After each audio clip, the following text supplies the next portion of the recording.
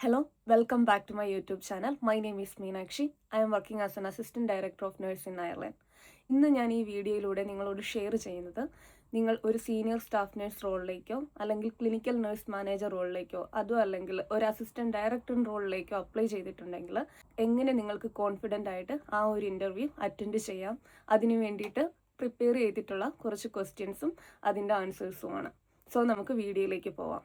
ഞാൻ എൻ്റെ ആദ്യത്തെ ഒരു വീഡിയോയിൽ ഈ യൂട്യൂബ് ചാനലിൽ അപ്ലോഡ് ചെയ്തിട്ടുണ്ടായിരുന്നു ജനറലായിട്ട് HSCയിൽ ചോദിക്കുന്ന കുറച്ച് ക്വസ്റ്റ്യൻസ്. അതായത് എന്തുകൊണ്ടാണ് നിങ്ങൾ HSCയിലേക്ക് അപ്ലൈ ചെയ്തത്, നിങ്ങളുടെ പ്രൊഫഷണൽ ബാക്ക്ഗ്രൗണ്ടിനെ കുറിച്ച് എക്സ്പ്ലെയിൻ ചെയ്യുന്നത്, ഈ കാര്യങ്ങളെല്ലാം നിങ്ങൾക്ക് ആ വീഡിയോയിൽ നിന്ന് ലഭിക്കുന്നതായിരിക്കും. നിങ്ങളൊരു ഇൻ്റർവ്യൂവിന് പോകുമ്പോൾ ആ ഒരു HSC പാനലിൽ അറ്റ്ലീസ്റ്റ് ഒരു 3 പേരെങ്കിലും നിങ്ങളോട് ചോദ്യം ചോദിക്കാനായിട്ട് കാണുന്നതായിരിക്കും.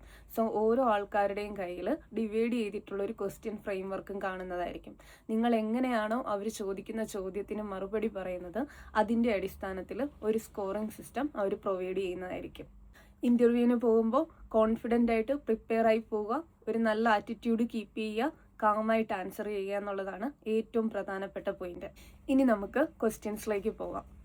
സെലക്ട് ചെയ്ത് വെച്ചിട്ടുള്ള ഒരു 5 ക്വസ്റ്റ്യൻസും അതിൻ്റെ ഒരു ഡീറ്റെയിൽ എക്സ്പ്ലനേഷനുമാണ് ഞാൻ ഈ വീഡിയോയിൽ നിങ്ങളോട് ഷെയർ ചെയ്യുന്നത്. ഇത് കണ്ടതിന് ശേഷം നിങ്ങൾക്ക് ഏതെങ്കിലും ഡൗട്ട് ഉണ്ടെന്നുണ്ടെങ്കിൽ അല്ലെങ്കിൽ കൂടുതൽ എക്സ്പ്ലനേഷൻ വേണമെന്നുണ്ടെങ്കിൽ എന്തെങ്കിലും ക്ലാരിറ്റി വേണമെന്നുണ്ടെങ്കിൽ ഡെഫിനറ്റ്ലി നിങ്ങൾക്ക് മെസ്സേജ് അയക്കാവുന്നതാണ്, അല്ലെങ്കിൽ എന്നെ കോൺടാക്റ്റ് ചെയ്യാവുന്നതാണ്. ഞാനത് എക്സ്പ്ലെയിൻ ചെയ്ത് തരുന്നതായിരിക്കും. സോ നമ്മൾ ഇൻ്റർവ്യൂ ക്വസ്റ്റ്യൻസിലേക്ക് പോകുമ്പോൾ നമ്മളൊരു സ്റ്റാഫ് നേഴ്സ് എന്ന നിലയിൽ നിന്നും ഒരു സീനിയർ റോളിലേക്ക് എത്തുമ്പോൾ നമ്മളുടെ റെസ്പോൺസിബിലിറ്റീസ് എങ്ങനെയായിരിക്കും എന്നുള്ള അടിസ്ഥാനത്തിലാണ് നമുക്ക് ആ ഒരു ക്വസ്റ്റ്യൻസിനും നമ്മൾ മറുപടി പറയേണ്ടത്. സോ നിങ്ങളോട് ചോദിക്കുന്ന ഓരോ സിറ്റുവേഷനിലും മേ ബി അതൊരു ഡയറക്റ്റ് ക്വസ്റ്റ്യൻ ആയിരിക്കാം, മേ ബി അവരൊരു സിനാരിയോ തന്നിട്ടായിരിക്കാം. ഒരു ഡയറക്റ്റ് ക്വസ്റ്റ്യൻ ആണെന്നുണ്ടെങ്കിൽ പോലും നിങ്ങൾക്കൊരു സിറ്റുവേഷൻ ക്രിയേറ്റ് ചെയ്ത് അല്ലെങ്കിൽ ഒരു സിനാരിയോ ക്രിയേറ്റ് ചെയ്ത് ഒരു എക്സാമ്പിളായിട്ട് കൊടുത്തുകൊണ്ട് നിങ്ങൾക്ക് അതിനുള്ള ആൻസേഴ്സ് പറയാവുന്നതാണ്. ഡെഫിനറ്റ്ലി ഒരു മെഡിക്കേഷൻ മാനേജ്മെന്റിനെ കുറിച്ചുള്ള ഒരു ക്വസ്റ്റ്യൻ നിങ്ങൾക്ക് നിങ്ങളുടെ ഇന്റർവ്യൂവിൽ പ്രതീക്ഷിക്കാവുന്നതാണ്. കൂടുതലും ചോദിച്ചു വരുന്നത് ഒരു ലീഡർ എന്ന നിലയിൽ അല്ലെങ്കിൽ ഒരു സീനിയർ സ്റ്റാഫ് നേഴ്സ് എന്ന നിലയിൽ നിങ്ങൾ എങ്ങനെയാണ് ഒരു മെഡിക്കേഷൻ എറർ ഹാൻഡിൽ ചെയ്യുന്നത്.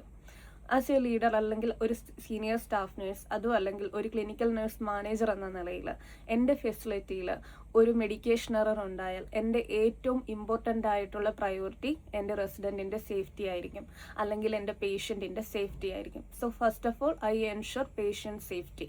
ഇമ്മീഡിയറ്റ് ആയിട്ട് റെസിഡൻറ്റിനെ അസസ് ചെയ്ത് ഞാൻ GPയെ ഇൻഫോം ചെയ്യുന്നതായിരിക്കും, അല്ലെങ്കിൽ ഡോക്ടറിനെ ഇൻഫോം ചെയ്യുന്നതായിരിക്കും. ഇതിന് ശേഷം ഈ ഒരു ഇൻസിഡൻറ്റ് പ്രോപ്പറായിട്ടുള്ള പോളിസി ആൻഡ് പ്രൊസീജിയേഴ്സിൻ്റെ അടിസ്ഥാനത്തിൽ ഒരു ഡോക്യുമെൻറ്റേഷൻ സിസ്റ്റം ഉണ്ടായിരിക്കും നമുക്ക്. സോ അതിൻ്റെ അടിസ്ഥാനത്തിൽ ഇത് പ്രോപ്പർലി ഡോക്യുമെൻ്റ് ചെയ്യും. അറ്റ് ദ സെയിം ടൈം എൻ്റെ സീനിയർ മാനേജ്മെൻറ്റിലേക്ക്, അതായത് ഞാനിപ്പോൾ ഒരു സീനിയർ സ്റ്റാഫ് നേഴ്സ് ആണെന്നുണ്ടെങ്കിൽ എൻ്റെ CNMനെയോ അല്ലെങ്കിൽ ഞാനൊരു CNM ആണെന്നുണ്ടെങ്കിൽ എൻ്റെ അസിസ്റ്റൻറ്റ് ഡയറക്ടറിനെയോ, ഇനി ഞാനൊരു അസിസ്റ്റൻറ്റ് ഡയറക്ടർ ആണെന്നുണ്ടെങ്കിൽ ഡെഫിനറ്റ്ലി ഞാൻ എൻ്റെ പേഴ്സൺ ഇൻചാർജിനെയോ ഞാനിത് ഇൻഫോം ചെയ്യുന്നതായിരിക്കും. ഇത് കൂടാതെ റെസിഡൻറ്റിനോടും റെസിഡൻറ്റിൻ്റെ ഫാമിലിയോടും ഓപ്പൺ ഡിസ്ക്ലോഷർ, ഈ വേർഡ് വളരെ ഇമ്പോർട്ടൻ്റ് ആണ്.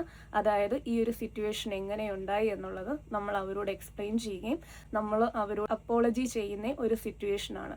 സോ ഞാൻ അവരോട് ഓപ്പൺ ഡിസ്ക്ലോഷർ നടത്തുകയും അത് പ്രോപ്പർലി ഡോക്യുമെൻ്റ് ചെയ്യുകയും ചെയ്യുന്നതായി. ശേഷം റൂട്ട് കോസ് അനാലിസിസ് അതെന്താണെന്ന് വെച്ചാൽ ഈ ഒരു മെഡിക്കേഷൻ എറർ എങ്ങനെയുണ്ടായി എന്നുള്ളത് നമ്മൾ ഇൻവെസ്റ്റിഗേറ്റ് ചെയ്ത് അതിൻ്റെ റീസൺസ് ഫൈൻഡ് ഔട്ട് ചെയ്യുന്ന സിറ്റുവേഷനാണ് റൂട്ട് കോസ് അനാലിസിസ്. ഫ്യൂച്ചറിൽ ഈ ഒരു എറർ ഉണ്ടാകാതിരിക്കാൻ വേണ്ടിയിട്ടുള്ള ഇൻ്റർവെൻഷൻസ് ഞാൻ പ്രൊവൈഡ് ചെയ്യുന്നതായിരിക്കും ആ ഒരു അസസ്മെൻറ്റ് ഫൈൻഡിങ്സിൻ്റെ ബേസിൽ. സോ ഇതിലുള്ള സ്റ്റാഫിന് എന്തെങ്കിലും ഫർദർ എഡ്യൂക്കേഷൻ വേണമെന്നുണ്ടെങ്കിലോ എന്തെങ്കിലും ഗൈഡൻസ് വേണമെന്നുണ്ടെങ്കിലോ എന്തെങ്കിലും സൂപ്പർവിഷൻ വേണമെന്നുണ്ടെങ്കിലോ ഇത് ഞാൻ പ്രൊവൈഡ് ചെയ്യുന്നതായിരിക്കും. സോ ഇതായിരിക്കണം ഒരു ലീഡർ എന്ന നിലയിൽ അല്ലെങ്കിൽ ഒരു സീനിയർ സ്റ്റാഫ് നേഴ്സ്, ഒരു ക്ലിനിക്കൽ നഴ്സ് മാനേജർ എന്നുള്ള നിലയിൽ എൻ്റെ റെസ്പോൺസിബിലിറ്റി. രണ്ടാമത്തേതായിട്ട് മേ ബി നിങ്ങളോട് ചോദിക്കുന്ന ഒരു ചോദ്യം നിങ്ങളുടെ ലീഡർഷിപ്പ് സ്റ്റൈൽ നിങ്ങൾ എക്സ്പ്ലെയിൻ ചെയ്യുന്നതിന് വേണ്ടിയിട്ടായിരിക്കും. അല്ലെങ്കിൽ ഒരു സീനിയർ സ്റ്റാഫ് നേഴ്സ് എന്ന റോളിൽ നിങ്ങളുടെ റെസ്പോൺസിബിലിറ്റി എന്തൊക്കെയാണ്, നിങ്ങൾ എങ്ങനെയാണ് നിങ്ങളുടെ ഒരു ഡേ മാനേജ് ചെയ്യുന്നത്, എക്സ്പ്ലെയിൻ അബൌട്ട് യുവർ ലീഡർഷിപ്പ്. ആ ഒരു സിറ്റുവേഷനിൽ നിങ്ങൾക്ക് പറയാം, ഞാൻ ഇത്ര ഇയേഴ്സായി എൻ്റെ ഫെസിലിറ്റിയിൽ ഇന്ന റോളിൽ വർക്ക് ചെയ്യുന്നൊരു വ്യക്തിയാണ്. ഒരു ലീഡർഷിപ്പ് സ്റ്റൈൽ അല്ലെങ്കിൽ എൻ്റെ ഒരു ലീഡർഷിപ്പ് മാനേജ്മെൻറ്റ് ക്വാളിറ്റി എന്താണെന്ന് വെച്ചാൽ എൻ്റെ ഏറ്റവും പ്രയോറിറ്റി ഞാൻ എൻ്റെ പേഷ്യൻറ്റിന് അല്ലെങ്കിൽ ഞാൻ എൻ്റെ എൻ്റെ റെസിഡൻറ്റിന് ഒരു person centred quality of care provide ചെയ്യുക എന്നുള്ളതാണ്. സോ ഇത് കിട്ടുന്നുണ്ടെന്നുള്ളത്, അതായത് എൻ്റെ റെസിഡൻസിന് അല്ലെങ്കിൽ എൻ്റെ പേഷ്യൻറ്റിന് ഈ ഒരു കെയർ റിസീവ് ആകുന്നുണ്ടെന്നുള്ളത് മേക്ക് ഷുവർ ചെയ്യുക എന്നുള്ളത് എൻ്റെ പ്രയോറിറ്റി ആയിട്ടുള്ള ഒരു കാര്യമാണ്, അല്ലെങ്കിൽ എൻ്റെ ഒരു റെസ്പോൺസിബിലിറ്റിയാണ്. അതിനു വേണ്ടിയിട്ട് എൻ്റെ സ്റ്റാഫിന് പ്രോപ്പറായിട്ടുള്ളൊരു സപ്പോർട്ട് കൊടുക്കുകയും പ്രോപ്പറായിട്ടുള്ളൊരു ഗൈഡൻസ് കൊടുക്കുകയും ചെയ്യുന്നുള്ളതാണ് എൻ്റെ അടുത്ത responsibility. So at the same time എൻ്റെ പേഷ്യൻറ്റിൻ്റെ quality of care make sure ചെയ്യുന്നതിനോടൊപ്പം തന്നെ എൻ്റെ സ്റ്റാഫിന് വേണ്ടിയിട്ടുള്ള ഒരു പ്രോപ്പർ ഗൈഡൻസും പ്രോപ്പർ ട്രെയിനിങ് സർവീസുകളും ഞാൻ പ്രൊവൈഡ് ചെയ്യുന്നതായിരിക്കും. ഒരു ക്വാളിറ്റി ഓഫ് കെയർ കണ്ടിന്യൂ ചെയ്യുന്നതിന് വേണ്ടി ഏറ്റവും ഇമ്പോർട്ടൻ്റ് ആയിട്ടുള്ള ഫാക്ടറാണ് കമ്മ്യൂണിക്കേഷൻ. ഒരു ക്ലിയർ എഫക്റ്റീവ് കമ്മ്യൂണിക്കേഷൻ എൻ്റെ ഒരു എൻ്റയർ ടീമുമായിട്ട് ഞാൻ through out the day maintain ചെയ്യുന്നതായിരിക്കും. ഇതൊരു എഫക്റ്റീവ് ടീം വർക്കിലേക്ക് നയിക്കുന്നുണ്ട്.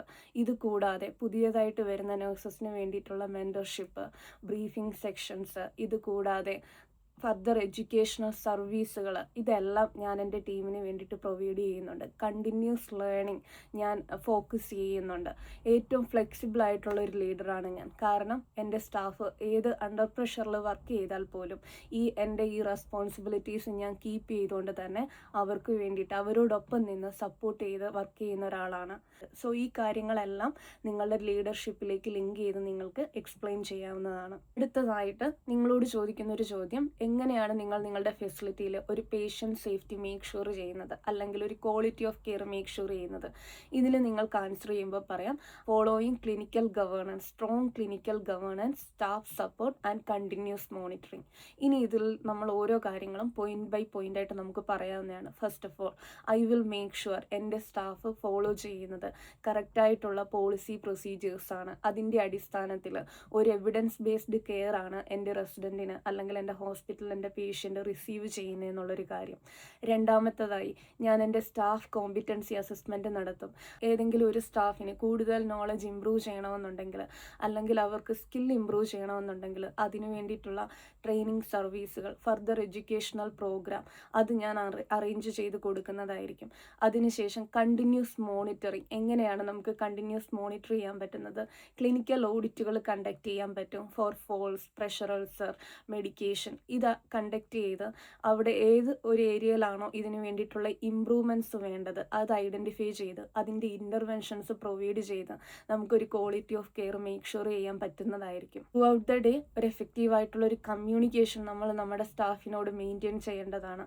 അത് നമുക്ക് ഒരുപാട് പ്രോബ്ലംസ് സോൾവ് ചെയ്യുന്നതിന് വേണ്ടിയിട്ട് ഹെൽപ്പ് ചെയ്യുന്ന ഒരു കാര്യവും കൂടാതെ ടീം വർക്ക് പ്രൊമോട്ട് ചെയ്യുന്നതുമായിരിക്കും. ഇതിനോടൊപ്പം നമുക്ക് വളരെ ഇമ്പോർട്ടൻ്റ് ആയിട്ട് പറയാൻ പറ്റുന്ന ഒരു കാര്യമാണ് കീ പെർഫോമൻസ് ഇൻഡിക്കേറ്റർ മോണിറ്ററിങ്. അതിൽ വരുന്നതാണ് risk of pressure ulcer, falls, infection. ഇതൊക്കെ നമ്മൾ മോണിറ്റർ ചെയ്ത് എവിടെയാണോ നമുക്ക് പ്രോപ്പറായിട്ടുള്ളൊരു കെയർ വേണ്ടതെന്ന് ഐഡൻറ്റിഫൈ ചെയ്ത് അതിൻ്റെ ട്രെൻഡ്സ് മനസ്സിലാക്കി അതിന് വേണ്ടിയിട്ടുള്ള ഇൻ്റർവെൻഷൻസ് പ്രൊവൈഡ് ചെയ്യാൻ പറ്റും. സോ ഒരു സീനിയർ നേഴ്സ് എന്നുള്ള നിലയിൽ ഇതെല്ലാം നമുക്കൊരു quality of care make sure ചെയ്യുന്നതിന് വേണ്ടിയിട്ട് നമ്മളുടെ റെസ്പോൺസിബിലിറ്റീസ് ആയിട്ട് നമുക്ക് എക്സ്പ്ലെയിൻ ചെയ്യാവുന്നതാണ്. ഇതിനോടൊപ്പം നിങ്ങൾ മറന്നു പോകാതിരിക്കാനുള്ള വേറൊരു കാര്യം, നമ്മൾ നമ്മുടെ സ്റ്റാഫിനെ ഓൾവേസ് പ്രൊമോട്ട് ചെയ്യണം.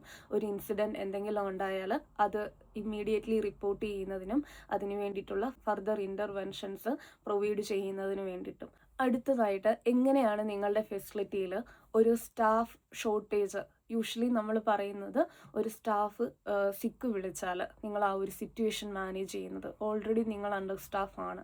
സോ ഒരു ലീഡർ എന്നുള്ള നിലയിൽ അല്ലെങ്കിൽ ഒരു സീനിയർ നേഴ്സ് എന്നുള്ള നിലയിൽ നിങ്ങൾ ആ ഒരു സിറ്റുവേഷൻ എങ്ങനെ ഹാൻഡിൽ ചെയ്യും?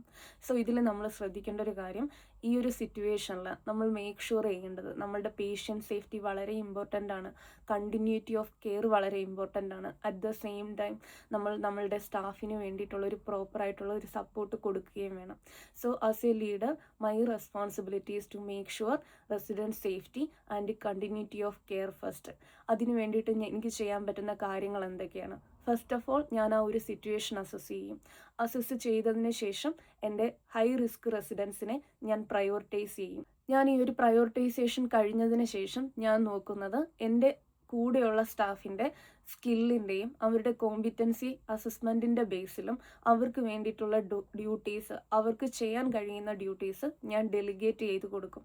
അതായത് junior nurse, senior nurse, health care assistance എന്നുള്ള നിലയിൽ നമ്മളുടെ കൂടെ ഒരു ഫെസിലിറ്റിയിൽ മേ ബി ഒരുപാട് ജൂനിയർ നഴ്സസ് കാണാം. ഹോസ്പിറ്റലിലാണെന്നുണ്ടെങ്കിൽ സീനിയർ നഴ്സ് കാണുമായിരിക്കും, അല്ലെങ്കിൽ പുതുതായിട്ട് വന്ന നഴ്സസ് കാണും, അല്ലെങ്കിൽ പുതുതായിട്ട് വന്ന ഹെൽത്ത് കെയർ അസിസ്റ്റൻസ് ഒക്കെ കാണുമായിരിക്കും. സോ അതുകൊണ്ട് തന്നെ അവരുടെ സ്കിൽ ആൻഡ് കോമ്പിറ്റൻസി അസസ്മെൻറ്റിൻ്റെ ബേസിലായിരിക്കണം ആ ഒരു അണ്ടർ സ്റ്റാഫ് സിറ്റുവേഷനിൽ നമ്മൾ മാനേജ് ചെയ്യേണ്ടത്. സോ അതനുസരിച്ച് നമ്മൾ ആ ഒരു പ്രോപ്പറായിട്ടുള്ള ഡ്യൂട്ടീസ് ഡെലിഗേറ്റ് ചെയ്ത് കൊടുക്കുക. അതിനോടൊപ്പം നമ്മൾ ശ്രദ്ധിക്കേണ്ടത് ഈക്വൽ ഡിസ്ട്രിബ്യൂഷൻ ആയിരിക്കണം ഈ ഒരു വർക്ക് ലോഡ്. കാരണം ഒരാൾക്കും അങ്ങനെ ഫീൽ ചെയ്യരുത് നമ്മൾ ഒരാൾക്ക് കൂടുതൽ ഡ്യൂട്ടി കൊടുത്തു, ഒരാൾക്ക് കുറച്ച് ഡ്യൂട്ടി കൊടുത്തു എന്നുള്ളത്. സോ ഇൻ കേസ് ഏതെങ്കിലും ഒരു റെസ്പോൺസിബിലിറ്റി കുറച്ചധികമായിട്ടൊരു സ്റ്റാഫിന് പോയാൽ അത് ക്ലിയർ ആയിട്ട് അവരോട് എക്സ്പ്ലെയിൻ ചെയ്യുക. അടുത്ത ഇമ്പോർട്ടൻ്റ് ആയിട്ടുള്ളൊരു കാര്യം കമ്മ്യൂണിക്കേഷൻ. എല്ലാ ഇതിലും ഞാൻ പറയുന്നൊരു കാര്യമാണ്. കാരണം ത്രൂ ഔട്ട് നമ്മൾ ആ ഒരു ഡേയിൽ പ്രോപ്പറായിട്ടുള്ളൊരു കമ്മ്യൂണിക്കേഷൻ മെയിൻറ്റെയിൻ ചെയ്യണം. ഇൻ ബിറ്റ്വീൻ സ്റ്റാഫുമായിട്ട് അത് കീപ്പ് ചെയ്ത് എവിടെയെങ്കിലും എന്തെങ്കിലും ഇഷ്യൂ ഉണ്ടോ എന്ന് ഐഡൻറ്റിഫൈ ചെയ്ത് അതിന് വേണ്ടിയിട്ട് ഉള്ള പ്രോബ്ലം സോൾവിങ് സൊല്യൂഷൻസ് നമ്മൾ പ്രൊവൈഡ് ചെയ്യേണ്ടതാണ്. ഇതൊരു എഫക്റ്റീവ് ടീം വർക്കിനും കാരണമാകുന്നുണ്ട്. ഇത് കൂടാതെ നമുക്ക് നമ്മളുടെ സീനിയേഴ്സിനോട് അല്ലെങ്കിൽ നമ്മുടെ മാനേജ്മെൻറ്റിനോട് അഡീഷണൽ സ്റ്റാഫിനെ റിക്വസ്റ്റ് ചെയ്യാവുന്നതാണ്. For example bank staff, agency സ്റ്റാഫിനെയൊക്കെ നമുക്ക് റിക്വസ്റ്റ് ചെയ്ത് അവരുടെ അടുത്ത് നിന്ന് ആ ഒരു സ്റ്റാഫിന് വേണ്ടിയിട്ട് ചോദിക്കാവുന്നതാണ്. ഏത് റോളിലാണെങ്കിൽ പോലും നമ്മളുടെ വർക്കിന് ശേഷം നമ്മളുടെ കോ വർക്കേഴ്സിനെ ആ ഒരു ഫ്ലോറിൽ അസിസ്റ്റ് ചെയ്യുകയും at last at the end of the day നമ്മൾ ആ ഒരു സിറ്റുവേഷൻ റിവ്യൂ ചെയ്ത് അവിടെ ഏതൊക്കെ ഏരിയകളിലായിരുന്നു കൂടുതൽ കെയർ വേണ്ടതെന്നുള്ളത് മേക്ക് ഷുവർ ചെയ്യുക. അത് അവർക്ക് കിട്ടിയിട്ടുണ്ടോ എന്നുള്ളത് മേക്ക് ഷുവർ ചെയ്യുക. നമ്മൾ നമ്മുടെ സ്റ്റാഫിനെ അപ്രിഷ്യേറ്റ് ചെയ്യുക.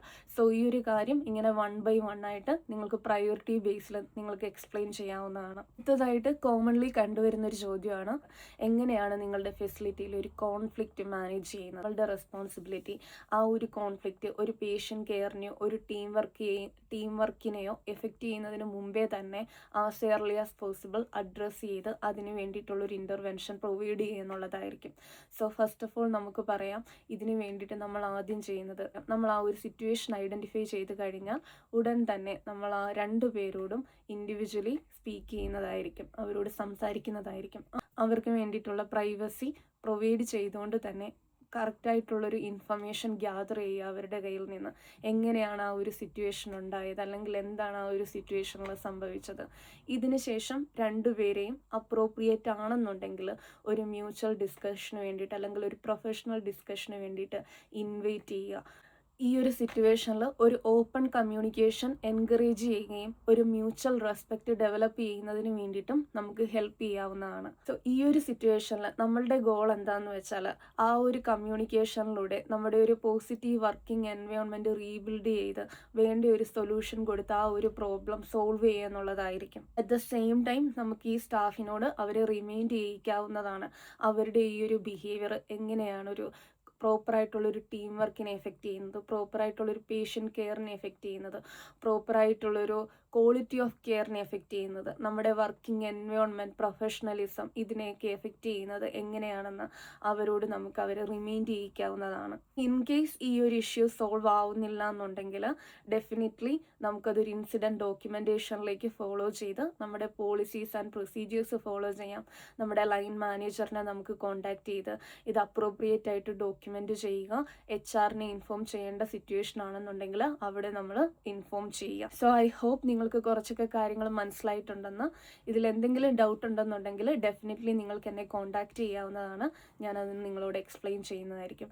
ഇതിൻ്റെ അടുത്തൊരു പാർട്ട് 2 വീഡിയോ നിങ്ങൾക്ക് വേണ്ടിയിട്ടുണ്ടാകുന്നതായിരിക്കും. ഈ ചാനൽ സബ്സ്ക്രൈബ് ചെയ്ത് വയ്ക്കുക കൂടുതൽ വീഡിയോസിന് വേണ്ടിയിട്ട്. അപ്പോൾ താങ്ക് യു വെരി മച്ച്.